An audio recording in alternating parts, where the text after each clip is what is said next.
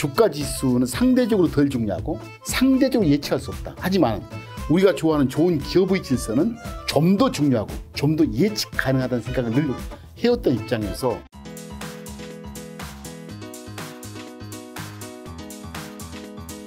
요즘에 좀 어떻게 지내세요? 근데 근황부터 한번 여쭤보고 싶네요.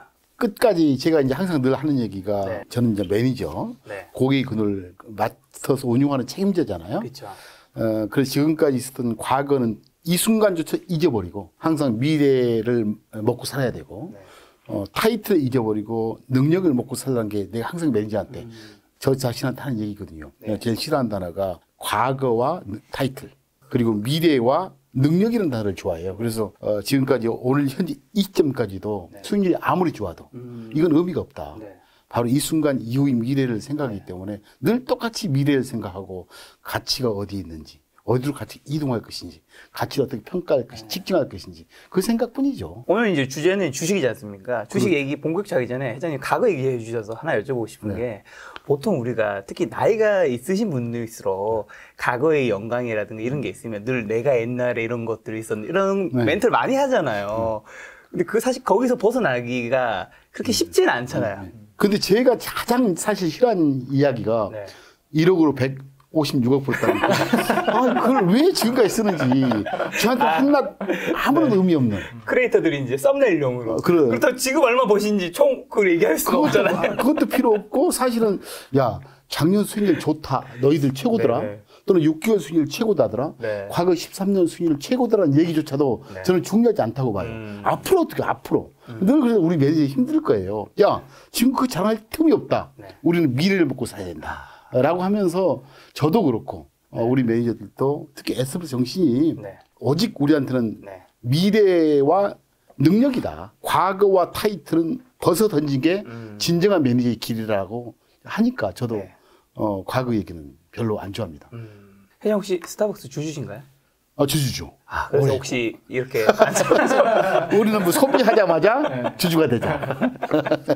현재 이제 주식시장 점검이랑 11월, 12월 좀 어떨지랑 그다음에 또 회장님이 너무 바쁘시니까 또 자주 못 나오니까 2022년에 좀 어떨지 두 분 의견 좀 궁금하네요. 일단 지금 주식시장이 너무 재미가 없습니다. 그렇죠. 지금 반등을 해도 곧 내려갈 거라고 생각하시는 것 같아요. 이제 사실은 이제 저희가 늘 네. 그 중요하지 않고 예측할 수 없는 영역보다는 좀 더 중요하고 좀 더 예측 가능한 영역에 나의 생각을 쏟아라 라고 하면서 이제 우리한테는 주가 지수는 상대적으로 덜 중요하고 상대적으로 예측할 수 없다. 하지만 우리가 좋아하는 좋은 기업의 질서는 좀 더 중요하고 지수가 뭐 오르든 떨어지든 좋은 종목 사놓으면 되잖아요. 네.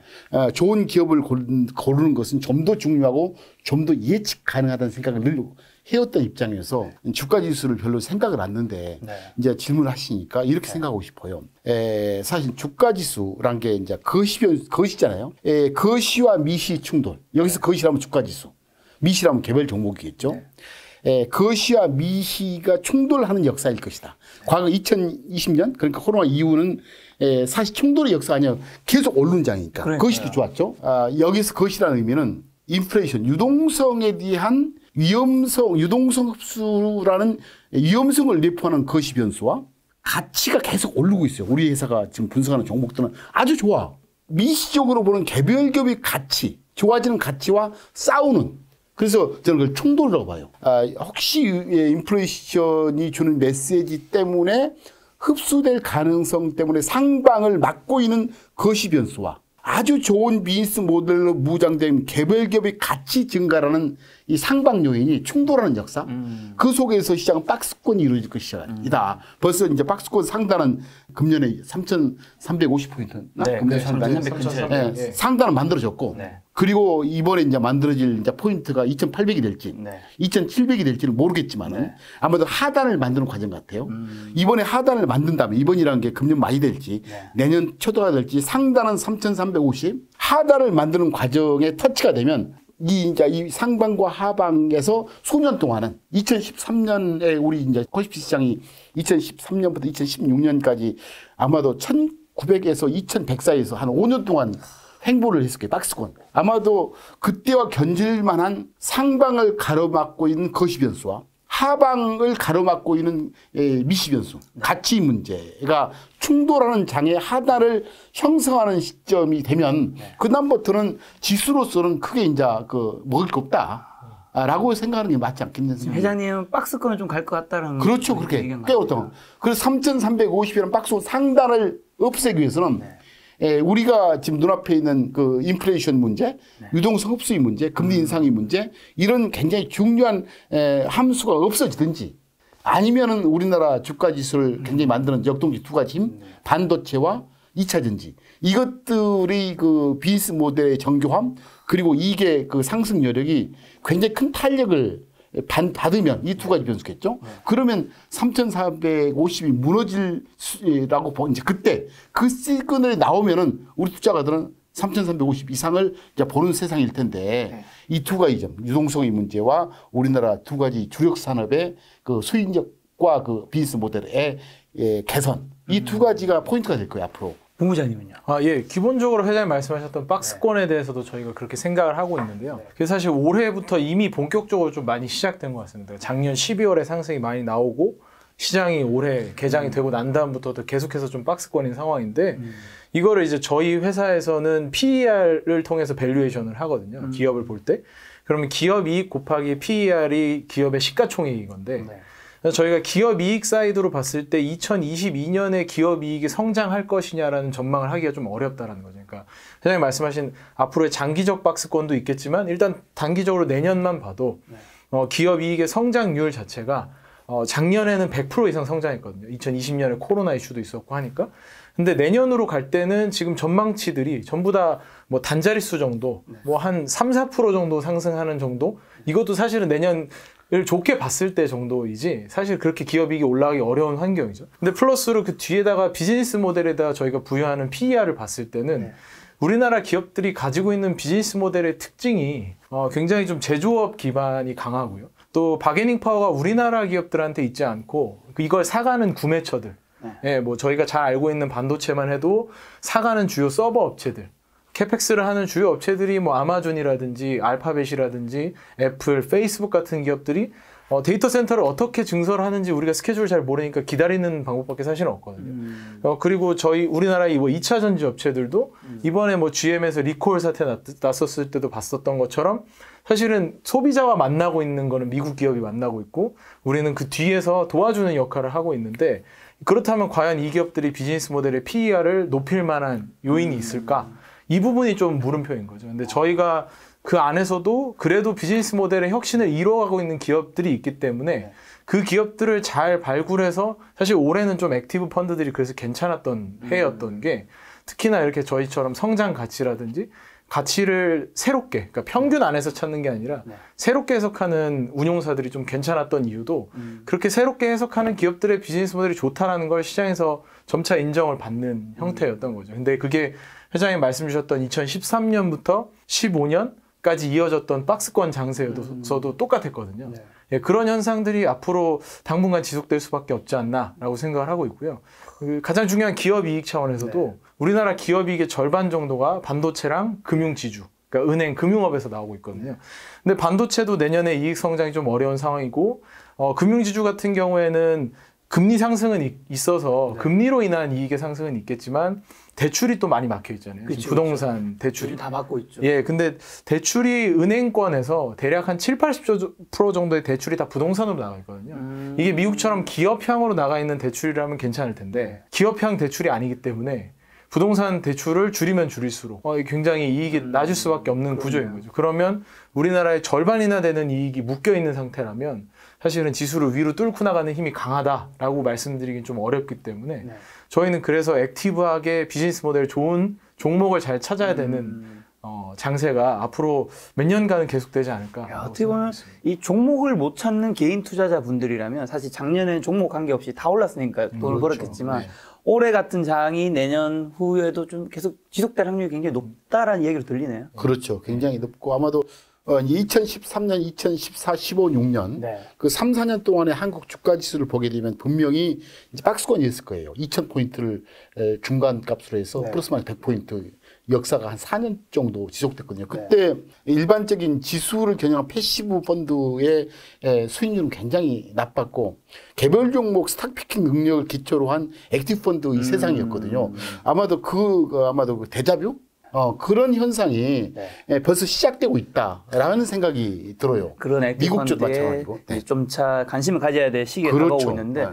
그 에셋플러스 지금 수탁거라고 하나요? 네. 그거는 지금 현재 어느 정도 운용하고 계시죠? 저희가 리치투게더 저희는 이제 소수 펀드의 원칙을 가지고 있고 리치투게더 시리즈로 글로벌, 코리아, 차이나, 슈퍼아시아 이렇게 해서 지역별로만 딱 나눠져 있거든요. 그래서 다 합치면 3조 정도의 운용 규모를 운용하고 있고요. 그 중에서 2조 정도가 저희는 글로벌이기 때문에 사실 글로벌을 이렇게 크게 직접 골라서 하는 운용사가 우리나라에 없거든요. 그래서 저희는 그 부분이 비즈니스 모델을 좀 잘 찾을 수 있는 저희만의 강점이라고 생각을 하고 어떻게 보면 이제 해외 주식이 비중이 많다라고 하셔서 여쭤보고 싶은 건데 한국 주식은 진짜 계속 떨어지는데 미국 주식은 고점을 돌파하고 가잖아요. 아니 근데 너무 좀 웃긴 거는 미국 주식이 오를 때 한국 주식은 안 오르는데 미국 주식이 떨어진 날 한국 주식이 또 떨어진단 말이에요. 참. 아니 왜 이런 일이 벌어지는 거예요? 사실 이제 2008년 7월 7일 저희 이제 펀드 운용사로 되면서 이제 세 개 펀드가 등장했죠. 하나가 이제 글로벌 리치투게더, 차이나 리치투게더, 코리아 리치투게더. 그래서 13년 전부터 이제 미국 주식, 전 세계 주식이죠. 글로벌 하니까. 전 세계 기업들과 매일 아침 한국 기업들을 비교해 봤어요. 사람은 보이는 만큼 보인다잖아요. 이제 그러면서 계속 비교해 본 게 미국 기업들과 비교하는 한국 기업들의 비즈니스 모델이 너무 그 차이를 보이는 거예요. 저도 사실은 글로벌 펀드를 운용하지 않았다면 저 자신조차도 여전히 삼성전자 좋다 했을 것 같아요. 여전히 진짜 안 좋다고 하셨잖아요. 그러니까, 한 몇 년 전부터. 그러니까 계속 안 좋다고 했지. 왜냐하면 안 좋다는 이유가 나빠서가 아니고 미국의 엄청난 기업들과 늘 비교하는 습관 속에서 태어난 잣대라는 거죠. 잣대. 그래서 아마도 제가 이제 글로벌 펀드를 이제 시작했던 때부터 13년 동안의 감사함은 첫째, 많은 기업들을 보니까 보는 것만큼 비교 가능하더라. 라는 것을 하나 느꼈고요. 이제 두 번째로는 이제 국내에서 가장 크게 글로벌 펀드를 운용하는 이제 운용사인데 사실 2008년도에 제가 글로벌 펀드 운용한다니까 영어 잘하는 사람 몇 명이냐고 물어보더라고요. 여전히 그런 질문을 받고 있죠. 뭐 영어를 잘해야지 글로벌 펀드를 하지 않느냐라는 얘기를 기관들도 그래요. 그래서 제가 항상 그때마다 저희 시골 엄마가 지금 한국말 잘하는데 우리 시골 엄마 지금 신안에서 농사 짓고 계시는데 시골 엄마가 농사를 아주 잘 짓는데 그분이 한국말 잘해도 타워플러스 가격을 모른다. 왜? 그건 본질이 아니니까. 하지만 그 엄마가 시골 엄마 농사 짓는 엄마가 우간다에 있는 우간다 가서 밭농사 잘 지은다. 이게 투자라는 것은 뭐든 간에 언어의 영역이 아니라는 근간은 본질입니다. 본질. 농사꾼이면 어느 나라 농사 지어요. 말이 아니에요. 그렇죠. 그건 우리 엄마를 빗대면서 10년 동안 글로벌 펀드에 대한 능력을 얘기를 했죠. 우리서 있다. 그러면서 이제 13년 동안 여전히 우리가 동일 유형 상위 1%의 수익률을 내고 있거든요. 글로벌 펀드도. 그래서 코리아도 마찬가지지만. 그러면서 그 내부적으로 아마도 우리 운용사, 저희 회사가 자랑이 아니고 고마운 게 뿌듯한 게 야, 2008년도에 아무도 생각하지 못한 에스플러스가 글로벌 펀드 운용해? 라는 의심의 논초리를 의심이 아닌 논초리를 바꿨던 것에 대해서 참 뿌듯하다는 생각을 해보네요. 그건 굉장히 우리 이제 국내 기업들 분석하면서 우리 애기들이 공부하는 굉장히 중요한 자료로도 활용하고 있고 또 우리 미국 시장은 왜 뜨느냐라는 이제 질문을 하는데 사실 늘 그래요. 자, 2000년부터 2020년까지 전 세계에서 상위 10개, 전 세계 상위 10개 나라에서 가장 경제 성장률이 컸던 나라가 어디일 것 같아요, 김 작가님은? 중국인가요? 그렇죠, 중국. 맞아요. 중국이 가장 경제 성장률이 높았어요. 2020년 동안, 20년간. 근데 주가지 수익률이 가장 낮았던 나라는 어디 같아요? 중국인가요? 맞아요, 중국. 이 의미는 뭐냐면 경제 성장률이 주가 지수는 아니라는 소리예요. 한국 분들은 늘 성장률이 앞으로 경제 수익이 어때요? 경제 수익이 어때요? 라고 하는 때 그 질문에 주가 지수는 주주의 주주의목, 기업 이익이죠. 주주의 몫에 부여하는 가치일 뿐이에요. 네. 경제 성장 아니단 말이에요. 그래서 분명히 내년 시장이든 2030년, 2050년을 가더라도 주식시장에 매년 새해 되면 주식시장 분석을 할 때 경제 승률 얘기를 먼저 꺼내잖아. 그건 듣지 말아라. 중요하지 않다. 대간절 한국 상장 기업의 이익이 어떨 것인지 그것만 질문하라. 다르거든요. 그래서 상장 기업의 이익과 내가 주주라면 펀드라면 그러니까 기업의 이익이라죠. 그 기업의 이익, 주주목 측면에서 아까 말했듯이 한국 주가지수 막혀 있다. 또 이제 비즈니스 모델 측면에서도 그렇게 썩 좋지 않다고 하는데 미국 시장이 그렇게 좋은 이유도 사실은 기업 이익이에요. 미국 기업들의 정말로 멋진 이익, 미국 기업들의 정말로 멋진 비즈니스 모델. 또 미국 시장만 보더라도 같은 미국 시장임에도 불구하고 다우지수와 S&P 500, 나스닥은 다른 행로를 과거 20년 동안 걸었거든요. 그 이유조차도 뭘까? 같은 미국 시장이어도. 같은 경제 성장률의 익스포저, 그 노출에 놓여 있는 미국 3대 지수도조차도 차이가 커요, 성장률이. 뭘까요, 그러면? 그 밑단에는. 대단히 어떤 게 그 나스닥 지수를 만들어냈고, S&P 500 지수를 만들어냈고, 다우 지수를 만들어냈을까? 미국 경제 성장률을 만들어냈다면 똑같아야 돼. 근데 다르잖아요. 그 왜일까의 질문 속에서 답은 두 가지예요. 바로 기업 이익과 비즈니스 모델. 그런 점에서 여전히 지금 현재 미국은 많이 올랐는데 한국 많이 떨어졌는데 여전히 앞으로 어떻게 될 것 같다는 질문에 우리가 답하기 위해서는 미국 기업이 앞으로 늘까? 한국 기업이 어떻게 해야 돼? 또 한국 기업의 비즈니스 모델이 좋을까? 미국 기업의 비즈니스 모델이 좋을까? 라는 질문에 초점을 맞춘다면 해석은 분명하죠. 저희들은 여전히 미국의 좋은 기업들이 여전히 그럴 것 같은데요. 강할 것이다 라는 생각을 하는 게 경제 성장률이 아니고 기업 이익에 대한 요인, 또 하나는 기업 이익의 퀄리티, 즉 PER. 이 두 가지로 우리는 머리를 정교하게 하자라고 생각하는데 우리 비즈니스 모델 전문가. 요즘에 대한 답변도 요약해 주시고 그다음에 한 가지 더 이제 본부장한테 여쭤보고 싶은 거는 근데 이 상황을 또 얘기해 주신 분은 한국 주식은 지금 어쨌든 미국 주식만큼 오르지나 저평가돼 있는 매력이 있고 미국 주식은 지금 최고점 아니냐. 굳이 이 최고점을 살 바에는 한국 주식 이 저평가 코리아 디스카운트 다 풀고 프리미엄 코리아가 온다고 하는데 그런 의견까지 답변 함께 좀 주시면. 그러니까 말씀하셨던 것처럼 국내 증시 전체를 미국 시장이랑 동행한다, 안 한다 관점으로 보는 것은 저희는 주식 투자 관점에서는 굉장히 어려운 영역을 하려고 하는 것 같아요. 그러니까 불확실하고 전혀 예측 불가능한 영역을 자꾸 도전하는 일이라고 생각하는 게 굉장히 많은 기업들, 2,000개가 넘는 기업들의 기업 이익이 모여서 우리나라 기업 이익이 나오게 될 텐데 그거가 전체 합집합이 된 것을 저희가 추정을 하고 기업 이익의 방향성이 어디로 갈 거야 라고 얘기할 수 있는 변수가 사실 모든 기업에 적용할 만한 변수가 있지는 않거든요. 그렇기 때문에 미국 시장이 오르는 날 오를 수도 있고 우리나라 시장이 반대로 빠질 수도 있는 거는 우리나라 기업 이익을 가지고 저희는 봐야 된다는 것이죠. 그러면 그 바텀도 마찬가지입니다. 지금 그러면 과연 지수에 들어갈 만하냐 아니면 어떤 기업에 들어갈 만하냐라는 질문에서 지수 관점으로 자꾸 접근을 하다 보면 투자가 계속 그렇게 될 수밖에 없다. 그러니까 어려운 영역이죠. 이건 맞추기도 불가능하고 사실은 도전해도 의미가 없는 영역을 자꾸 도전하는 것이 되는데 내가 보는 기업 혹은 내가 잘 알고 있는 기업, 내가 혹은 잘 알고 있는 재화나 서비스에 대해서 이야기하자면 훨씬 더 잘 할 수 있겠죠.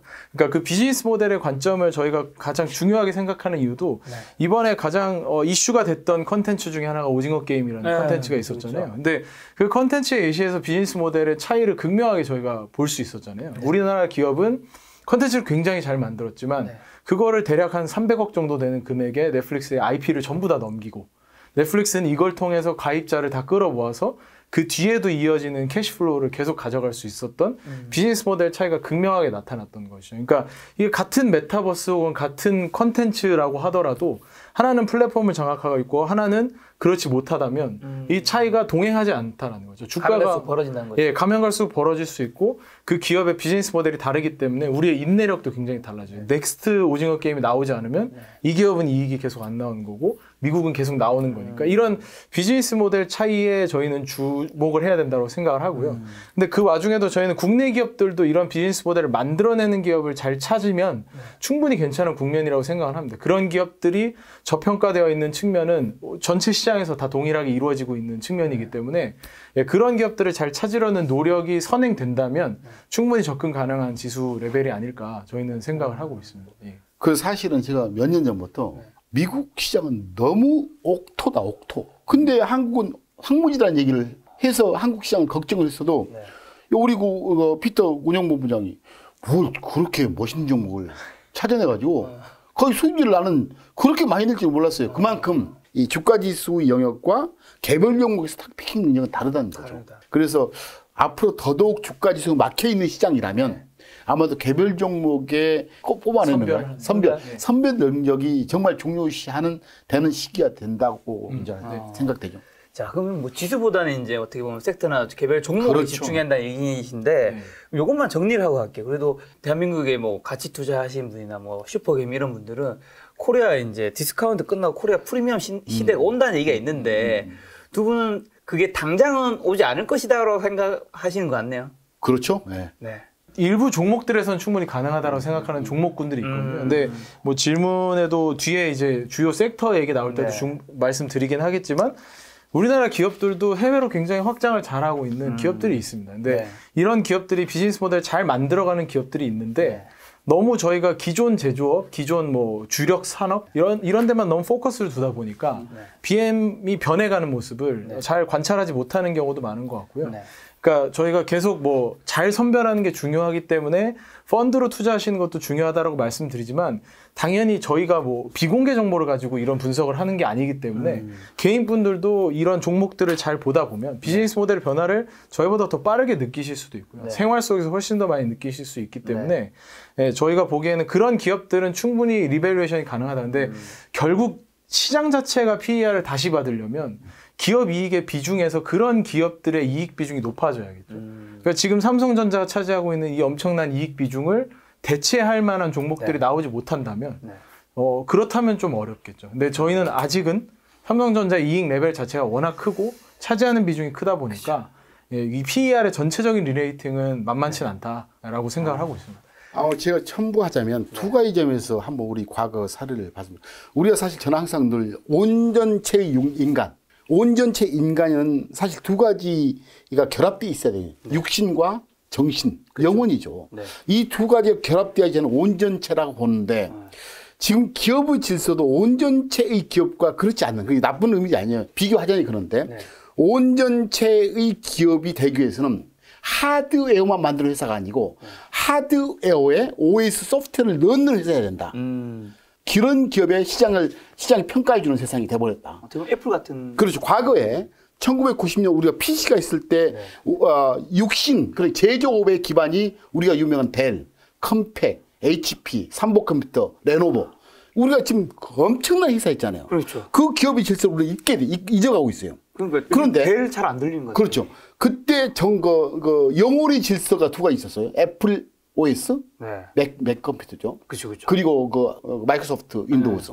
이 두 가지의 영혼의 기업은 지금까지 시가총액 상위 전 세계 시가총액 상위 10개 기업의 상당 1, 2등을 차지하잖아요. 그만큼 소프트웨어 OS 영혼이라는 게 내재돼야 된다. 그래서 한국 기업들도 이러한 곳에 배팅을 해야 된다라는 생각을 하고 비즈니스 모델 구도가. 또 하나의 사례가 그만큼 중요한 게 애플이 2008년도에 스마트폰을 출시하면서 그렇게 이익이 많이 났어도 PR 10을 2013년도까지 받았어요. 매년 이익이 이렇게 늘었어도 PR 10을. 그런데 아이러니하게도 이익이 주는데도 불구하고 이익이 정분이 떨어지는데 2013년 이후에 PR을 30 받았어요. 받기 시작했어요. 그게 바로 OS 기업으로. 이 플랫폼 기업 바뀌면서 나타난 현상이거든요. 성장률이 그렇게 높았던 하드웨어의 질서 속에서 PR 10을 받은 애플의 역사가 2013년 이후에 성장률이 떨어짐에도 불구하고 시장은 PR 30을 줬단 말이에요. 그로부터 시가총액 1000조, 2000조를 거머쥐었죠. 그만큼 비즈니스 모델이 중요하다는 사실을. 특히 그리고 이제 마이크로소프트도 마찬가지예요. 마이크로소프트가 2010년부터 거의 16년 사이에 거의 죽어있는 기업이었거든요. 죽어있는 기업의 비즈니스 모델의 전환. 그렇죠. 구독 모델의 전환, 수많은 기존 DNA를 기초로 해서 사티나 나디아 등장하면서 마이크로소프트가 그런 비즈니스 모델의 전환 때문에 시가총액 1위를 넘보는 시상이고, 지금 최근에 엔비디아 같은 경우도 사실 반도체 설계를 떠나서 사실 메타버스, 옴니버스 플랫폼으로 가겠다는 게 시장의 반영이거든요. 이런 의미는 뭐냐면 지금은 영혼이 없는 제조업은 마치 육신만 있는 인간으로 시장 보고 있다. 그래서 이제 한국 기업들도 그런 속에서 충분히 능력이 있고 다만 리더 또 정부의 규제가 없어져야 되고 우리 우리 경영자의 리더들이 그 질서 속에서 멋지게 이제 활동하는 모습이 보이면은 시장은 거기에 이제 가치를 부여하겠죠. 그런 것을 이제 개별 기업에서 우리 이제 리서치 본부 쪽에서는 찾아내는 거고 전체적으로는 제조업이 서비스화로 변신해야 되고 그런 속에서 시장은 밸류를 주고 있다라고 보고 있죠. 하드웨어 기업도 이제 소프트웨어를 함께 가야 되는 건데. 그렇죠. 그래서 갑자기 궁금한 게 그럼 스타벅스는 하드웨어 기업이라고 좀 볼 수 있지 않을까요? 아니죠. 서비스업이죠. 서비스업인데 저는 이 스타벅스 이렇게 정의해요. 사실 재무제표에서도 서비스업과 제조업을 분석하는 방법이 있죠. 제 개정 과목으로. 제조업은 원재료, 제공품, 제품이 재고자산 이렇게 있어요. 총자산 중에. 그리고 그걸 만드는 고정자산이 있겠죠. 고정자산 플러스 운전자본이 있어요. 근데 서비스업은 그런 재고자산이 존재하지 않는 것. 아마 스타벅스도 그런 게 없을 거예요. 이제 그런 차이가 있고 두 번째로는 스타벅스 저는 어떻게 정의하냐면 온라인 모바일 세상에 이런 세상이 혼자 막 그 카톡 하잖아 SNS 할 때 하기는 하는데 메타버스 앞으로 있게 되면 그런 이제 그 사실 혼자 있는 세상도 가능한데 사람들 그럴수록 뭔가 보완지가 필요해요. 외롭거든요. 그렇죠. 누구 얼굴 보고 싶어 해요. 맞아. 저 사람 무슨 생각하지? 혼자 있으면 있을수록 뭔가 그거를 배치해주는 보완지가 필요하다. 그래서 저는 스타벅스 플랫폼을 저는 그냥 커피숍이 아닌 온라인, 모바일, SNS, 메타버스 그런 가상의 세계가 커지면 커질수록 그걸 보완해주는 뭔가에 대한 피지컬 베이스가 있어야 된다. 저는 이거 스타벅스를 그렇게 정의하는 거죠. 에스프레소는. 그래서 저는 이거를 모바일 대체 외로움을 달래주는 공간이다. 라고 정의하면 올바른 해석이 되지 않을까. 그래서 저희들도 이제 스타벅스를 담는 이유가 일단 첫째 서비스업이고 두 번째가 이 세상이 크면 클수록 가상 세계, 메타버스 아니면 SNS, 카톡 세계가 되면 실컷 카톡 하다가 뭔가 심심하거든요. 그럼 어디 가요, 우리? 어딘가 갈 거 아닙니까? 가야죠. 가는 곳이 옛날에 자기 집 데려왔어. 우리 어렸을 때는 실컷 구슬치기 하다가 마당에서 줄넘기 하다가 야 우리 집 놀러 가자. 그렇죠. 요즘은 집에 놀러 가면 싫어하잖아요. 요즘 잘 안 가죠. 엄마 아빠도. 요즘 거의 카페. 그러니까 그래서 이러한 질서의 문화의 소위 버추얼 하이브리드 워크 속에서 그 하이브리드 한쪽을 차지하는 게 아마도 스타벅스 플랫폼이 아닌가라는 생각을 해보죠. 말씀에 좀 첨언을 하자면 저희가 비즈니스 모델 볼 때 가장 중요한 게 주도권이거든요. 그러니까 주도권. 이 기업이 가지고 있는 주도권, 바게닝 파워 도대체 얼마나 되느냐. 그러니까 스타벅스는 커피 전체 문화, 카페 전체 문화를 바꿔놓을 만한 주도력을 가지고 있잖아요. 그렇기 때문에 PER을 더 줄 수 있는 거고 애플 같은 경우도 그러니까 같은 하드웨어 기반일 수 있지만 이 전체 모바일 생태계 자체를 완전히 좌지우지하잖아요. 그러니까 애플이 뭔가를 하나 개발해서 에어팟을 개발한다 그러면 바로 삼성에서는 대응하는 제품이 나올 수밖에 없고 주도력이 있잖아요. 그리고 저희가 좋아하는 기업 중에 하나가 또 LVMH 같이 루이비통 같은 그룹도 그들이 디자인을 주도하는 거죠. 이들이 바뀌면 다 따라와야 되는 바게닝 파워를 가지고 있는 거잖아요. 그러니까 이 주도력을 과연 그럼 그 산업에서 갖고 있냐. 그러니까 저희가 이야기하는 1등 기업이 그 의미에서 좀 담겨 있거든요. 그래서 스타벅스 같은 경우에도 말씀하신 것처럼 그 만남의 플랫폼을 이들이 만들어낸 거잖아요. 그러니까 새로운 개념 자체를 이들이 만들어냈고 바꿀 힘도 이들에게 있기 때문에 저희는 그러면 이 기업의 PER을 더 줄 수밖에 없는 비즈니스 모델이 더 강하다고 얘기할 수밖에 없는 확실한 증거라고 저희는 생각을 하기 때문에 그렇게 좀 비즈니스 모델 볼 때 저희가 보고 있습니다. 그러면서 동시에 이제 스타벅스 엽전에도 전부를 얘기했는데 이런 불황 속에서 수수료 베이스단 말이에요. 매출 대비 얼마 가져가는 스타벅스가 초기에 보통 일반적으로 14, 15, 16 이렇게 2년 초기 3년은 14%, 그 다음에 2년은 15%, 그 다음에 쭉은 16% 받았는데 요즘 코로나니까 손님이 안 오잖아요. 그러니까 스타벅스 같은 경우는 그 주도력으로 17% 받던 수수료 베이스, 16% 수수료 받던 베이스를 14로 내려. 그게 주도력, 원가에 대한 경쟁력이거든요. 그래서 그만큼 사실 내가 항상 1등 기업을 정의할 때 불황을 즐기는 기업.